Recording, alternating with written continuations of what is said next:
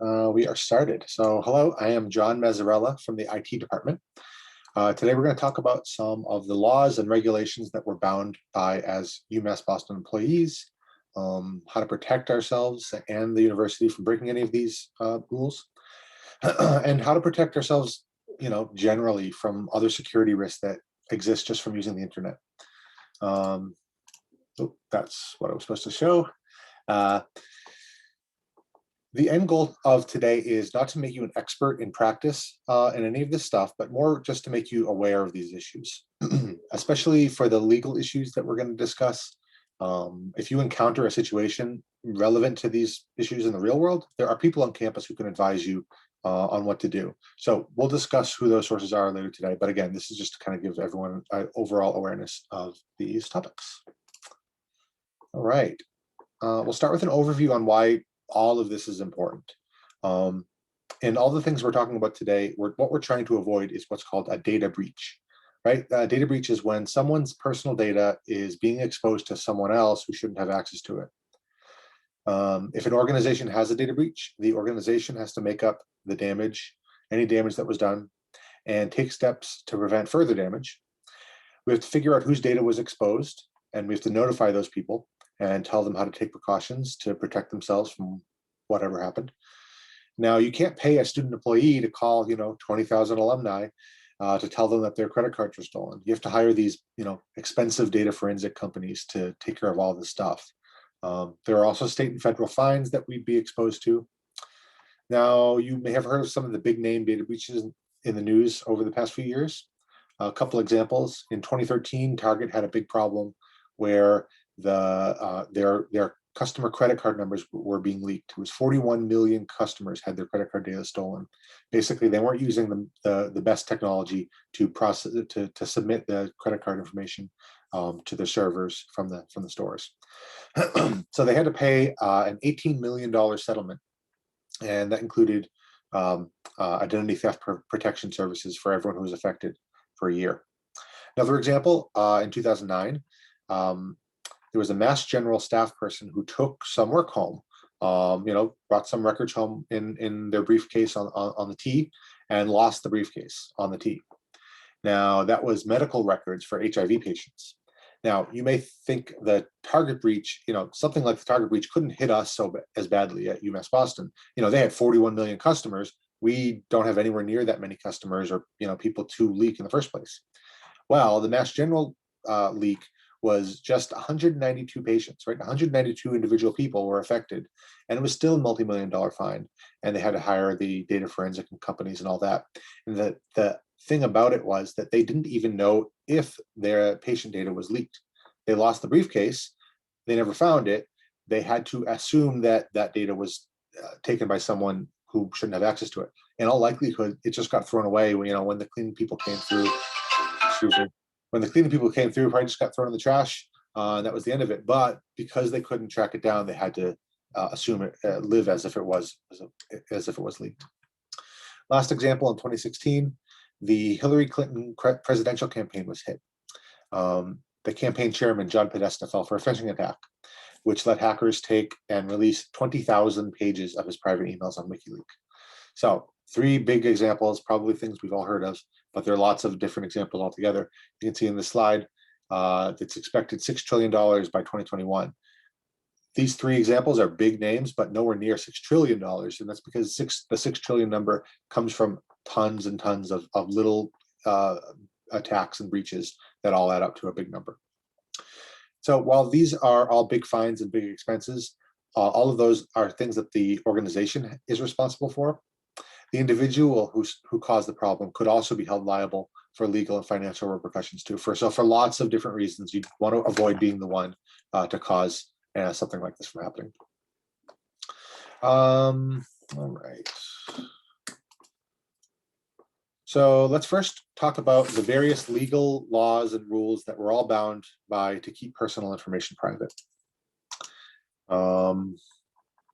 Here's an overview of some of the regulations we're going to talk about today. First is FERPA. FERPA protects students' right to privacy. We're going to spend the most of the first section on that. And then briefly, we'll talk about some of these other ones. HIPAA protects the privacy of health records. FACTA has to do with fraud and identity theft. Then there's PCI DSS, where the previous three were all laws. This next one is an industry standard, but we're also bound by it. Basically, it has to do with protections for credit card and debit card transactions. And then lastly, we'll touch briefly on the UMass Boston Data Compliance Form, additional policies that we're all bound by as UMass employees. But like I said, the main thing we're going to talk about is FERPA. So again, this is the law that protects students' right for their educational records to be kept private. Family Education Rights and Privacy Act. It protects the privacy of students' educational records or any identification of them as a student at our school.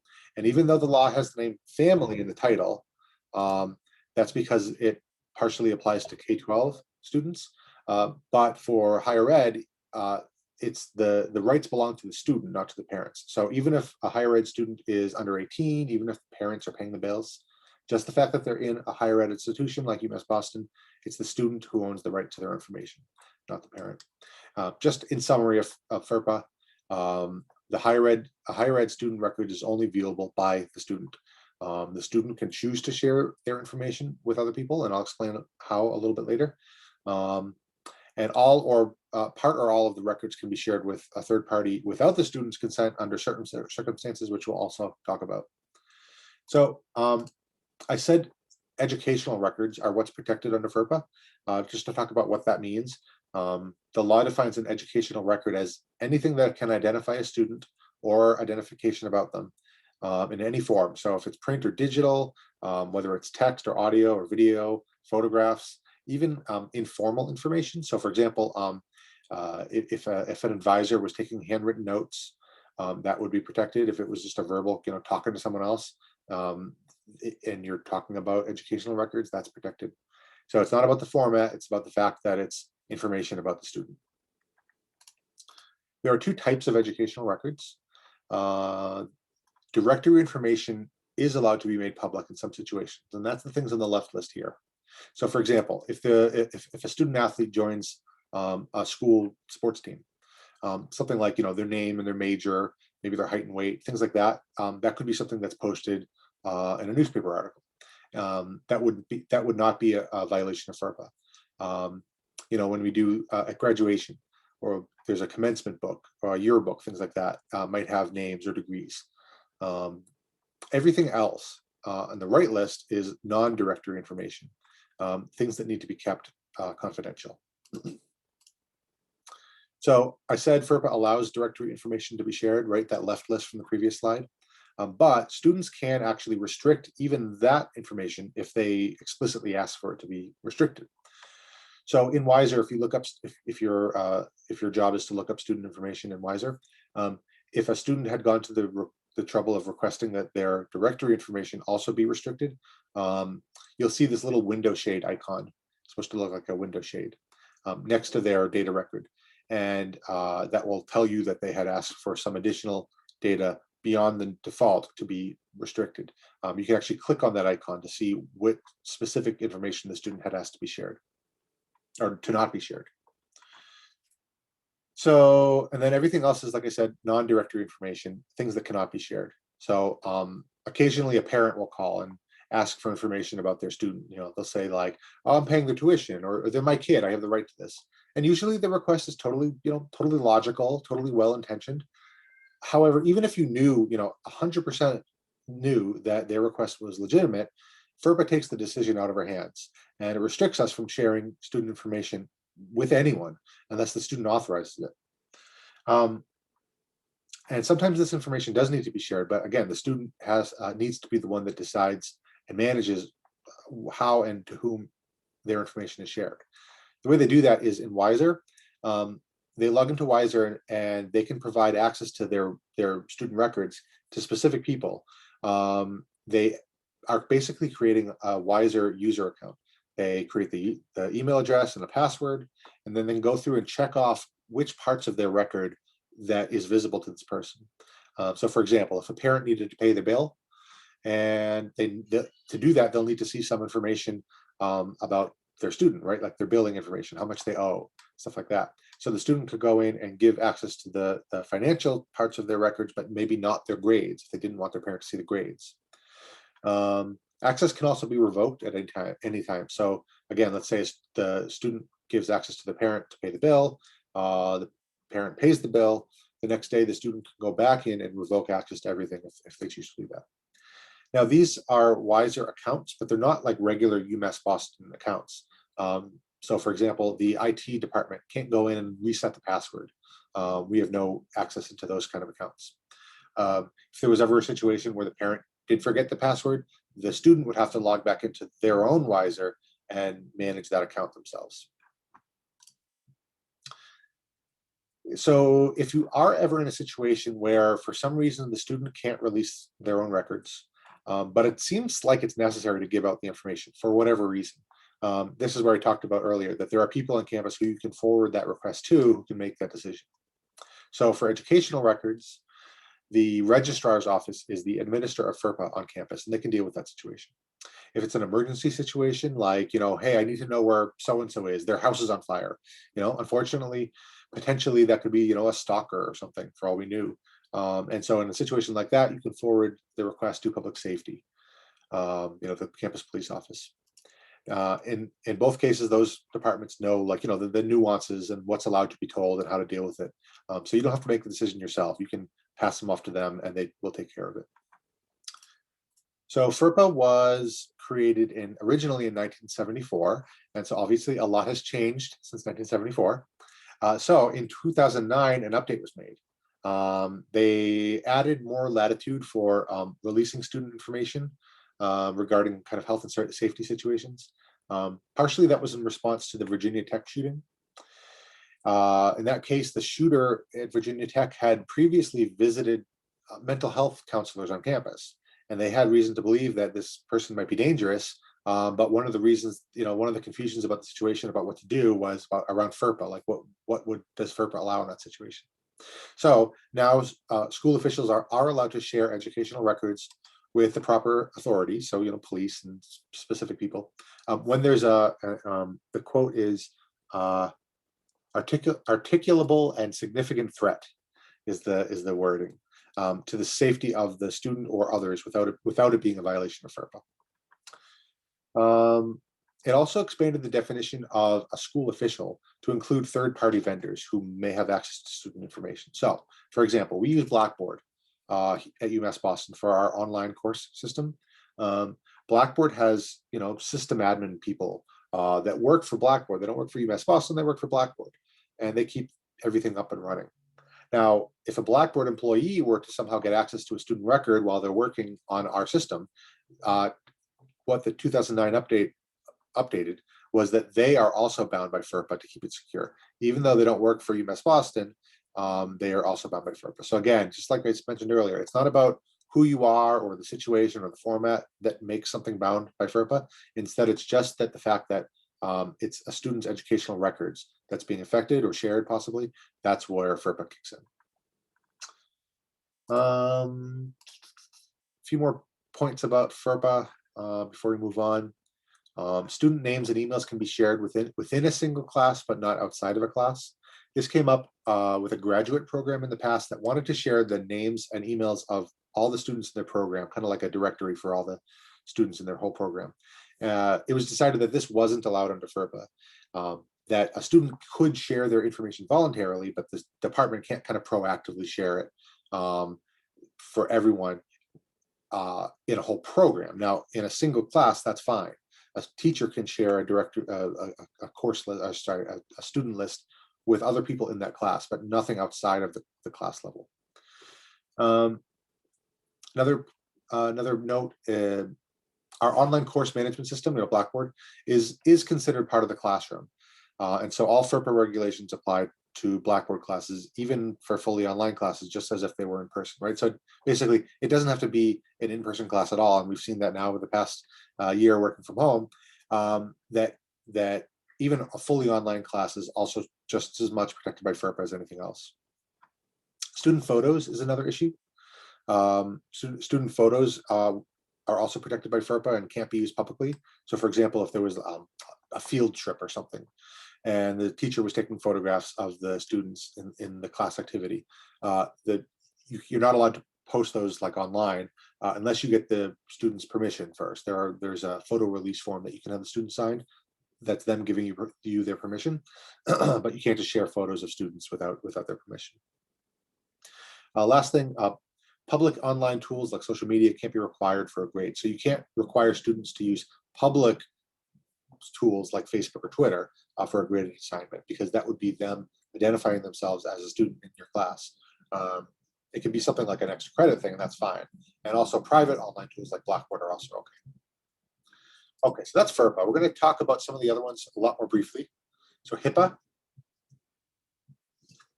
is next.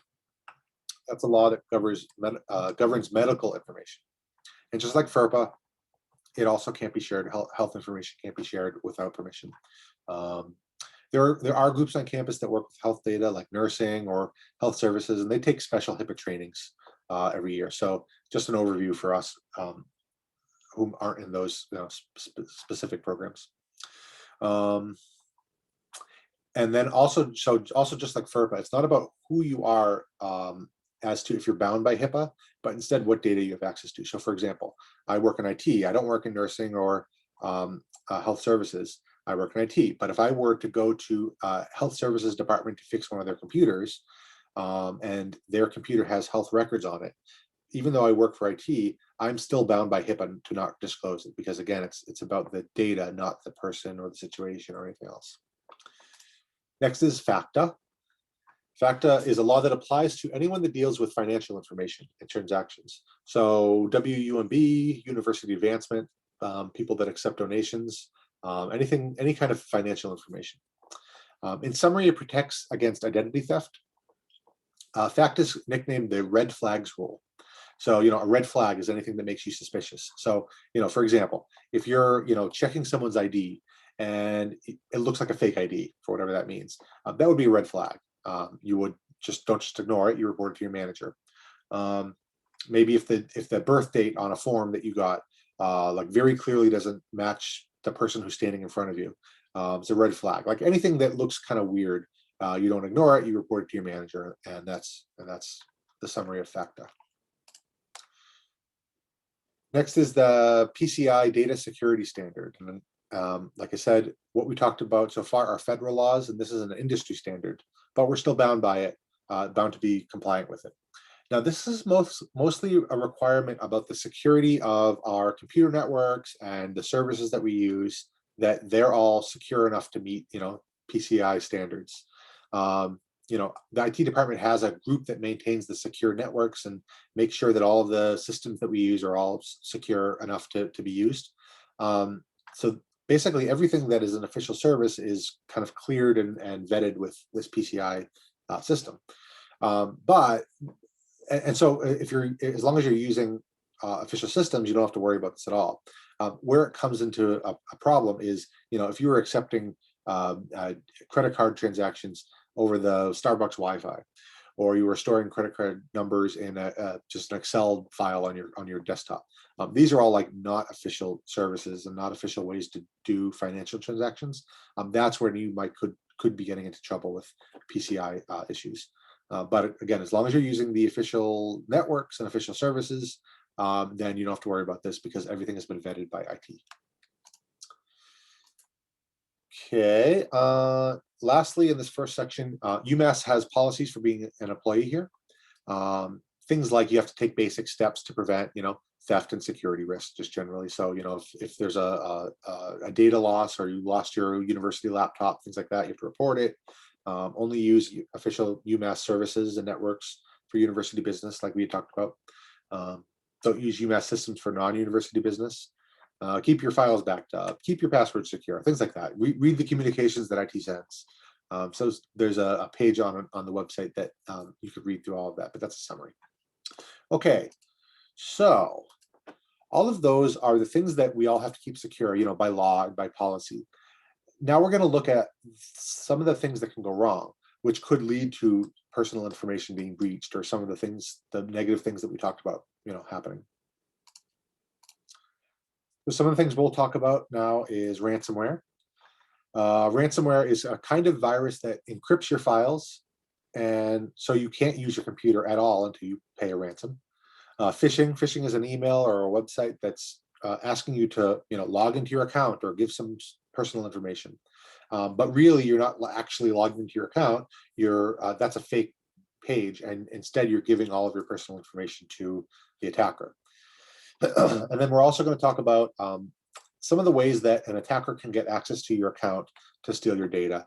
Talking about hacking accounts and leaked accounts, things like that. The IT department puts out communications regularly by email and on our website to help you learn how to identify these problems. So the best defense is just to be aware of how they commonly attack us and what you can do to deal with it. All right. So one day, let's say you sit down at your computer and you turn your computer on and this pops up. So this is ransomware. This is a screenshot of what it would look like if you were infected with ransomware. Like I said, it's a virus that it locks your computer and all of your files are totally encrypted. You can't get access to anything, any of the software, any of the files. All you can do on your computer is look at this screen until you pay a ransom, right? They're trying to get money out of you, and they say, once you pay the ransom, then we'll let you get back to your computer as normal. And if the situation could get any worse, in addition to losing all your files and having to pay hundreds of dollars to get it back or more, on top of all of that, now you have to figure out how to buy Bitcoin because they accept the ransom in Bitcoin. So that's a whole nother situation to deal with. So this has been in the news a whole lot. Atlanta, Georgia was hit. The city government of Atlanta, Georgia, they were asked for $50,000 of Bitcoin, and the entire city government was infected, and all the computers were offline. Medical records, death records, birth records, marriage records, all the city employees couldn't get access to their computers. It's an interesting situation, this Atlanta one, because it blew up in the news. Obviously, it was a very big news when this happened, and they think maybe the criminals kind of got spooked because they quickly turned off the ability to accept the payment. Right, there was kind of a payment portal where they could submit the ransom if they wanted to, get access to the files again. But maybe they got scared because of the news story, and so they cut off everything. And so basically what happened was the city government wasn't even able to pay the ransom if they had wanted to. They were, like I said, were charged $50,000 to get back access to their computers, which they would have paid, I think, because what they had to do in the end was they ended up spending $2.6 million to get everything back up and running. They weren't able to pay the ransom, and just to clean up the mess, they had to pay so much more. So ransomware locks all the files in your computer, but if you were to have your files all backed up, it's not a big deal. You could just wipe your hard drive and restore your backup, and you don't have to pay anything. So we'll talk a little bit more about backups later. Now, last thing I'll talk about on ransomware, it's advised not to pay the ransom because for a couple reasons. Obviously, for one, by paying ransom, you're paying someone who's doing something illegal. So it's more likely that they'll do it again in the future. The money has been linked to terrorism in some cases, but also because there's been instances where the ransom was paid, but the computer wasn't unencrypted. That whether it was a malicious thing or just an incompetence thing, the attackers installed this ransomware on these people's computers. The people decided to pay the ransom, but they were never able to get the files back. Just didn't have that ability for some reason. So lots of different reasons. It's advised by the FBI, I believe, that you don't pay the ransom. That being said, people often do, especially if you have something really important on there. Okay, next, we'll talk about phishing. Like I said, phishing is an email that tries to trick you into disclosing your password or personal information. And then once they have your personal data, they can do several things. For one, they could pose as you using your email to then phish other people. Or like I said, they can access your data. They can log in as you into other websites. Phishing attacks have gotten a lot more sophisticated. If you remember, 10, 15 years ago, it was a joke about the Nigerian prince emails, and they wanted to send you millions of dollars. And, these emails are very obviously fakes. They've gotten a lot more sophisticated since then. We'll look at some of that in a minute. First, I want to talk about Google. Google is smart. So Google has this ability where if Google sees an otherwise valid login attempt that you don't normally log in from, it'll block access to that login attempt, and it'll send you a warning. It'll say someone's trying to access your account. So let's say someone's trying to access your account. They knew your real username and the real password, but the login was coming maybe from another country. This is what that notification would look like. Except this actually isn't a real notification. This was that email that I had talked about at the beginning of the class sent to the Clinton campaign chairman, John Podesta, right? So he got this warning saying that, hey, someone from the Ukraine has your password. They just tried to log in. We blocked them because, we recognize that your account doesn't normally come from the Ukraine, but the fact that they got to this point means that you should change your password. And, I've gotten this notification before, the real one from Google, and it looks identical. It looks identical to the real one, this fake. So he clicked the change your password button. He logged in, gave his old password. But what he was really doing, like I said, was he was giving his existing password to the attackers. And that's what led to the 2016 DNC email leak, where, like I said, 20,000 emails were put online at WikiLeaks. So we've all gotten these, random phishing emails in our personal email addresses.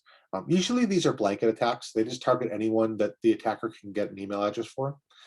However, we also get attacks that are specifically targeting UMass Boston in particular. So we have to be extra diligent. And when the IT department sees an attack that, again, is specifically targeting a UMass Boston, group, the IT department will send out these email alerts, letting the community know that there's this ongoing attack and what to look out for. This is what those alerts look like. Except, again, this isn't a real email either. This was another phishing attack. This one specifically targeting UMass Boston back in 2017. It was made to look like our real IT alert emails. It even duplicated, the banner image. This was our banner for our real alerts, and they duplicated the layout. They duplicated the logo and all that. This was really dangerous because it looked real, and the attackers, took the time and attention to really target us. They knew UMass Boston people would be familiar with this banner and the email address, and so they just copied and pasted it into their attack. So you can't trust an email because it looks legitimate, because, like I said, it's easy to just copy and paste the layout, change the button link, and have it instead go to a real thing. Instead, it now goes to your attack, and now you have a phishing email that looked real.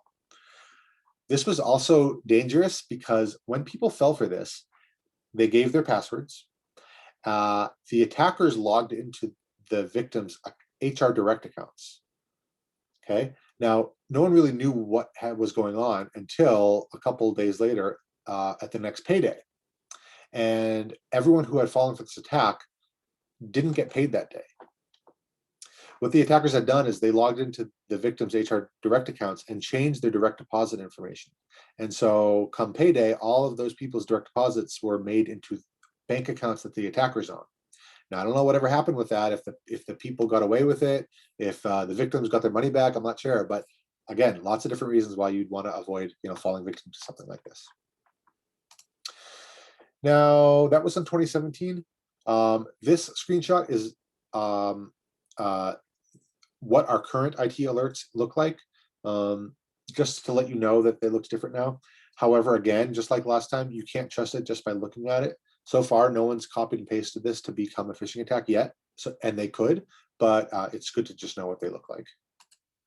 Okay, so how do you protect yourself, right? When a phishing email can look identical to a real email, how do you protect yourself? And unfortunately, there's not really a surefire way to identify a fake email. There are these 3 steps, kind of general advice to help stay safe. First, you have to be aware that the problem exists, and so by being here, you're all educating yourself to that. Next, unfortunately, you have to just be kind of suspicious about emails or websites that are asking for your password. Don't just assume that an email is what it seems to be. And then verify. Verify that the email or the website is legitimate, right? So if it comes from an individual person, you can try to ask them if it's real.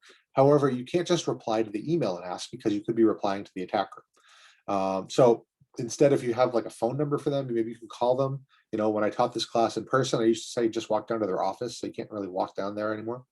But for whatever reason, if you can't contact the person, or you know, if it comes from some kind of web system or group email, something where you can't talk to a specific person for whatever reason, IT has a service where you can forward an email that you're suspicious about, and we'll look into it and try to figure out maybe if it's real, try to connect with a group that's in charge, and give you some advice about what to do. That address is abuse@umb.edu, and you can forward it to us, and we'll try to help out. Okay. So phishing is one way that an attacker might steal your account. So now we're going to talk about a few other ways. So for example, did you know that you can buy someone's username and password? You can just buy someone else's password. Now the price depends on the system. So something like Netflix might be very cheap. You can see here, this is buying someone's Netflix account for 50 cents. You can do the same with like a bank account or a PayPal account. Those can cost, you know, several $100s. But what I might do if I was a hacker is to buy someone's Netflix account for 50 cents. And again, that would give me their username and password, their email address and their password for Netflix. And then the first thing I would do is I wouldn't just sit down and watch Netflix. I'd then go to, you know, Amazon or PayPal or Bank of America and try the Netflix password on Amazon or on PayPal, right? I'm hoping that the person uses the same password on Netflix as they do on these more important sites. And so potentially for the cost of 50 cents, I could get access to someone's PayPal account or their Amazon account. But let's say though I'm unlucky and I got an account, someone's Netflix account that they don't reuse their passwords. And I tried it on a bunch of places and it doesn't work anywhere except Netflix. So I could just buy a second account for another 50 cents and keep trying. Or here's another option. So this is a screenshot of an online message board where a group of criminal hackers posted 150 million Adobe.com username and passwords, right? So they had hacked into Adobe and stole all of their user information. This was back in 2013. And they just put it online for the fun of it, right? So this file still exists. You can go online today and find this file yourself. And it's very old at this point, and so most of the passwords are gone, but potentially if someone who had an Adobe account back then is still using the same password, you can still get into it and you could get this today. Like I said, the Adobe leak was from 2013. And it was one of the first of these big name password leaks, but there have been many, many more that have happened since then.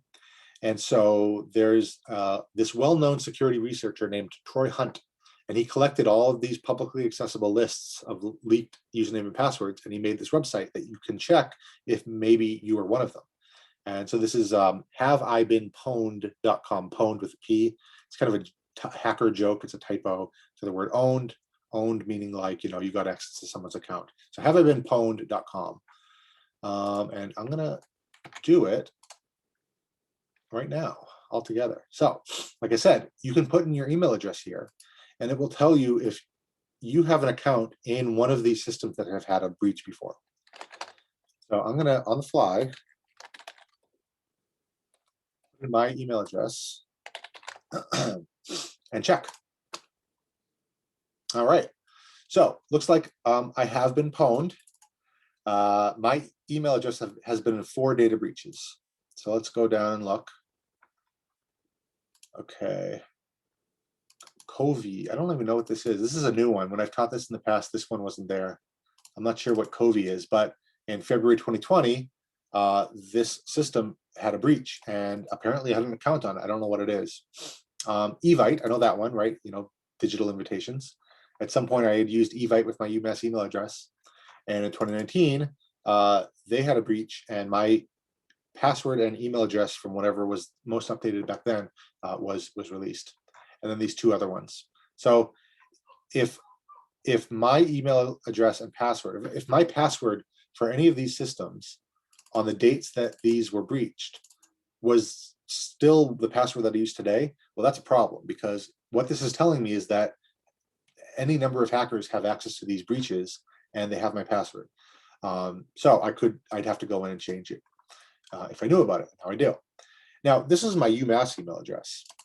Now, I also have a personal email address, non-work. I'm going to do that next. So my UMass had 4 breaches. Oops. All right, let's check my Gmail address. So that was 22 breaches. So you can see all these different breaches, some of the same ones. Oh, look, I was actually in that Adobe breach from 2013. My Gmail was in one of those 150. Right, so all of these services had my Gmail account and my password breached. And so this would tell me that I need to go in and change that password, make sure I'm not reusing those old passwords. And you can do this too, right? HaveIBeenPwned.com. Now, they have 2 things on this website. One is the email search, which I've just done. They also, if you're brave, they have a password search, where instead of typing my email address and they look up to see if my email was in any of these past breaches, I can actually type my real password, which I'm doing right now. And it's going to look up if my password has been in any of these breaches. So what I just typed was my current UMass Boston password. This is the password I use to log into my UMass Boston email address. I'm going to check it. Okay, good. So this is a secure password. No one has this password in any of the public breaches. So that's good. But I also have, how you have these like lower security passwords for something that you don't really care so much about. I'm going to type that one in here and see if that one's been breached. So my low security password has been seen 1,200 times. Now, that doesn't mean that I have 1,200 accounts myself that were breached. That means that I have a very common password, right? I have a password that many people reuse randomly. They pick the same password as me.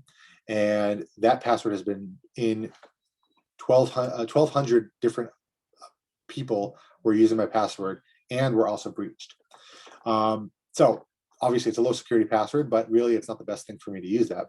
But if you think about, people talk about don't use a dictionary word as your password, right? One of the most common passwords is the word monkey. A lot of people just use monkey or football, things like that, because a hacker can take every word in the dictionary and check each word to see if that's a password. Turns out you can do custom dictionaries too. And if I was a hacker again, I would download some of these breaches and find the most common passwords like mine, which has been seen 1,200 times. That's probably a lot more common than some of the more obscure dictionary words. And that's what they do. They do that. They take the common passwords from breaches like the ones that were populated here and search for them. So it is, again, HaveIBeenPwned.com if you want to check that out. And it's very good. So okay, those are 2 ways that you can get access to someone's account, right? So either by buying an account for 50 cents, as low as 50 cents, or by finding one of those huge archives of leaks for free. But those methods are both pretty random, right? Just whoever the hackers happen to get access to, you get those accounts. But what if you wanted to target someone specifically? You wanted to target a specific person. How might you get access to their account? Well, so let's do a little scenario, okay? Let's say that you are a hacker and you are trying to get access to my Gmail account. All right, so now we switch over to the other side of the scenario. This is my 1st grade school photo, and that's me. All right, now, so you're trying to get access to my Gmail account, right? So you go to gmail.com and you click login. You have my email address, but you don't have my password yet. So you click on the forgot password link, right? This forgot password link, if someone forgets the password, it helps you to reset it. But a hacker could use it too. Okay, so they click forgot password. And again, you've probably all gone through this process on your own accounts in the past, right? To prove that you own the account, you have to answer a question that presumably only you would know. But in this scenario, you're the hacker. And in order to get into my Gmail account, you have to be able to figure out what I would have put for my 1st grade teacher's name. And you don't know that yet. So we go back to the photo. Now, I found this photo a couple years ago, and I did what everyone would do. I uploaded it to Facebook. And I was Facebook friends with a lot of these people. They grew up and we stayed in touch. And so I tagged them all on Facebook. And they all started reminiscing. Well, apparently this person never really liked that teacher and called her out by name. But there it is. That's the answer to my security question, right? My security question, what's your first grade teacher's name? There it is. Now, you know those friend requests that you get on Facebook once in a while from people you don't know this person, you don't recognize the picture, you don't know the name, you don't have any friends in common. Often those are just automated accounts. They're trying to spam. It's nothing too malicious. But once you add someone as a friend, they have access to all of your photos and comments. And so if I added someone as a Facebook friend that was really a hacker, right? You friend requested me and I accepted, trying to find information about you, and I accepted, you now have access to this comment, this photo and all these comments. And then now you have the answer to my security question. Now, not only is this information visible to any of my friends, but let's say that, let's say I'm very strict about who I add as a friend, and I never accept a friend request from someone I don't know. Well, like I said, when I uploaded this photo, I tagged all of the people in the photo, which means all of their friends can see it too. And if any one of them happened to add a fake friend, that scammer would also be in this comment. So you might try to friend request me, but if you don't get me, somehow you might find some of these other people and friend request them all too. And if any one of them lets you in, well, now you have access to all of this. So you enter my teacher's name into the password reset field, and you're into my account. So if you think about how many common security questions could be discovered on your Facebook page, right? Like, what's your dog's name? What was your first car? Your high school mascot? Many of these things could be pretty easily figured out by someone just looking through your social media. And we'll talk a little bit about how to prevent an attack like that a little bit later. So that was all about kind of all the ways that things can go wrong. And we're going to finish off today about the different ways that we can all stay safe. Right? So how do we avoid these risks and comply with all these regulations? So for one, the ISO, the Information Security Office, is a group of staff within the IT department that is specifically working to keep us all secure. And they're trained in protecting against, how people try to attack our security, both from a technical standpoint, like, attacking the network and stuff like that, but also the kind of less technical ways that people try to trick us, like phishing emails. But all it takes is entering your password into a phishing attack, or leaving some records on the T, and the most secure network and software won't really help. So the good news is you don't need to be an expert like the ISO staff are. You can stay safe by following kind of some simple and common sense rules, and the rest of the presentation is going to talk about that. Okay. So in light of, remember, the direct deposit phishing attack that we talked about earlier, we realized that just knowing a password isn't enough security for the really sensitive data that we have in some of our systems. So IT added this extra layer of security called multi-factor authentication. The idea is that you have to provide multiple factors when logging in, not just your password, but also kind of an extra approval showing that the login is legitimate. The way that this is commonly explained is to log in with MFA, you need something you know and something you have, right? Your password is the something you know, but we've seen 3 or 4 ways now that a hacker could find out what your password is, and now they know it too, right? So something you know isn't good enough because hackers can know it also. So in addition to something you have, something physical, right? Something that you have access to that you can use to verify that you are who you say you are. So with our MFA system, when you set up your account, you add your phone number and a phone that you have access to. And so when you log in with the correct username and password, you're then contacted on the phone to approve the login. And that's the second factor. And we have an app, it's called Duo, is the name of our multi-factor app to authorize the login.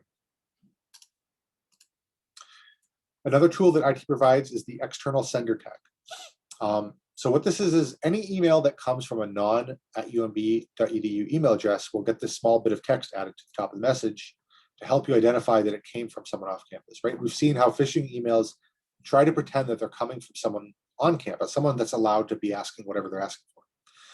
So this helps to catch situations where an email isn't coming from a UMB email address, just generally. Now, this is not a catch-all for phishing attacks, because let's say that you get an email from your child's teacher, right? That would be an email from a non-UMB person. And so it would get the external sender tag. But that doesn't mean it's a phishing email. It's really coming from your child's teacher. Conversely, though, let's say that you get an email from a previous phishing victim, right? So let's say some faculty person on campus, yesterday, they fell victim to a phishing attack. Well, now the attacker is into their account trying to phish you with their real UMass email address. Because the phishing attack is coming from a real @UMB email address, it wouldn't get the external sender tag. So it's not a surefire way to identify something that's a scam. It's just a tool to help make it a little bit easier. All university computers have antivirus installed. Antivirus, right? Antivirus is a type of software that looks for computer viruses that are trying to get into your computer. And if it sees one, it blocks it and removes it. We use the antivirus tool called Sophos. You'll know you're protected if you see that little S shield icon on your computer. Now, antivirus is a reactive security tool. It waits until it sees an attack and then it reacts to that attack. We also provide a proactive tool, which can kind of proactively scan your computer for potential security threats kind of ahead of time, right? Things that an attacker might take advantage of, but before they do, this scan your computer tool will try to let you know what's out there and tell you how to fix it. It looks for out-of-date software and computer updates and different things that you can do to make things a little bit better on your computer. That's at this website, umb.edu/IT/security/scan. If you have university data in portable digital form, obviously, it's easier to be lost and stolen. So as a rule, you should only keep sensitive data on your computer when you're actively working on it. And when you're done, you should remove it off of your computer. So this is especially important for like if you have a laptop that you do UMass work on, or a USB drive, things that can be easily lost or stolen. If you have a university laptop, they automatically come with a tool called CompuTrace installed. CompuTrace is kind of like Find My iPhone or LoJack or something, where if you report it missing, CompuTrace can go in and help locate it. And if it can't be gotten back, in some situations, it can remotely wipe the hard drive so that all their sensitive data can't be accessed. CompuTrace can't wipe the hard drive all the time, so you shouldn't rely on that. Obviously, you should try to not get it stolen in the first place. That's easy, but it's a tool there to help out. So, like I said, you shouldn't keep student data on your computer when you're not actively using it. And so then the question is, then what? What do you do with it when you're done using it? You don't just delete it necessarily. And what you do with it are these two options.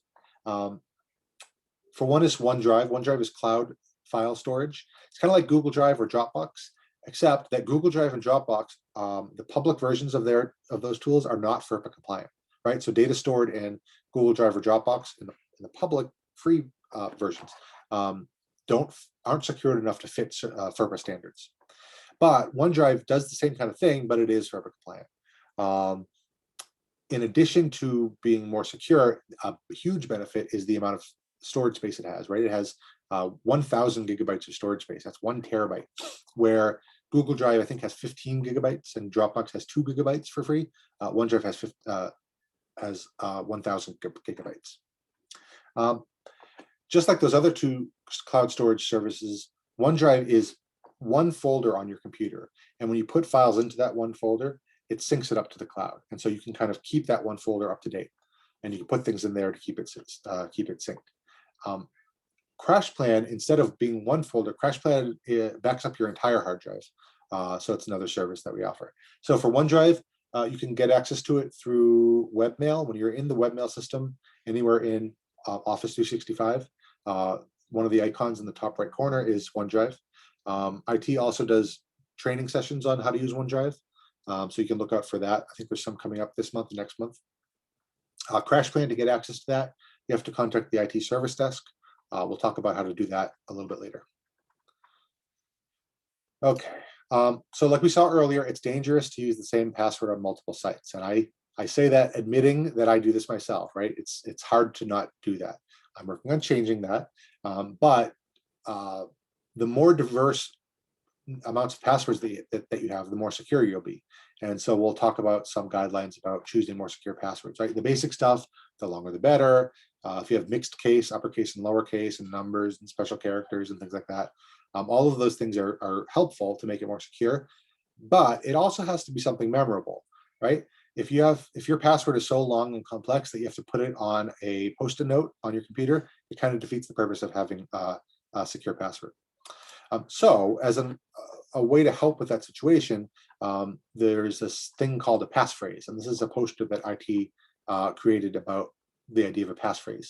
Basically, you pick 4 words that describe some visually memorable picture. In our case, our example here, we have horse, battery, in space.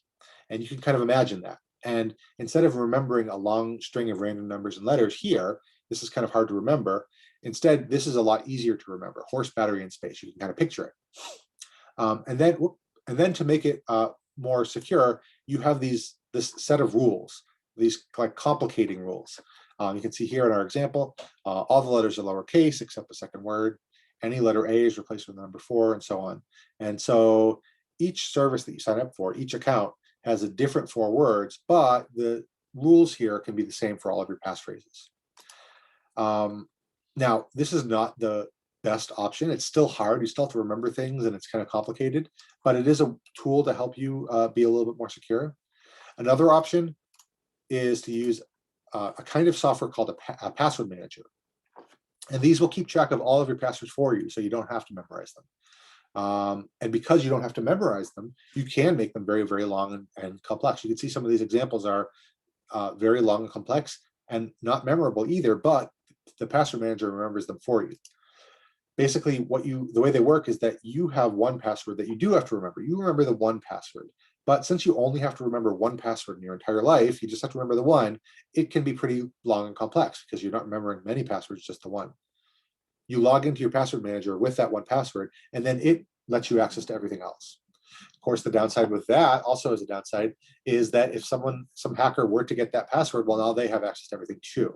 So again, there's no surefire ways to just be totally secure. There's just little things that you can do to improve the situation. And lastly, right, remember when you have to enter a security question for your account, like for example, who is your first grade teacher? You don't have to tell the truth. All the system is doing is matching what you put in originally and what you're putting in now. You could potentially use gibberish words and store just random letters and numbers. Of course, that would be kind of like another password to remember. But here's another system. You could take what the real answer would have been, right? So in our case, my first grade teacher's name was Miss Lidquist. Instead of just typing it as is, which could leave me vulnerable to, like we saw earlier, with someone finding it on Facebook, I can have one of these complicating rules, right? Maybe every vowel is replaced with a certain character, or I type it backwards. And so when I'm prompted for my security question, I know what the answer is, but I also remember that I had this kind of complicating rule. And so I type in what my answer actually is, but I type it in backwards, or I type it in with whatever I come up with. And as long as you have the same set rule that you do on all of your security questions, well, now it's a little bit harder, right? It's not perfect still. Someone potentially could find out what your complicating rule is, and now they have a little bit more information how to get into your other systems. But it's more secure than if you just have the actual answer in plain text. So it's something that can help. Okay, lastly, before we finish up, the ISO has a monthly newsletter. It just helps you be more aware of security topics, keeps things very simple, it's not technical at all, that you can sign up for at umb.edu/ISO-news. I'll put that in the chat there if you want to sign up for that. /ISO-news. Okay, that is in the chat if anyone wants to sign up. And then here is just some more information if you want to learn more. Like I said, the Information Security Office is a group in IT. The Chief Information Security Officer is Will Corey. And if you want to get in touch with him, if you have any questions, he can help or put you in touch with someone else in IT. That phishing support email address, if you have a question about if something is phishing, you can forward it to abuse@umb.edu. I talked about the IT service desk. They're kind of the central point of contact with all of IT. Either they can help you answer your question, or they can pass you off to someone who knows the answer. They also are like the people who can help with Crash Plan if you wanted to get access to Crash Plan. A couple more links here if you want to learn more. IT's security website has information about all the things we talked about and some extra things. And then lastly, SANS.org is a very good organization. It's not related to UMass Boston, but they have a lot of good stuff to learn more about security. They have blogs and videos and podcasts and stuff like that. So that is it. Thank you all for coming. I'll be around for a little while if you have any questions. Otherwise, we're done. So thank you.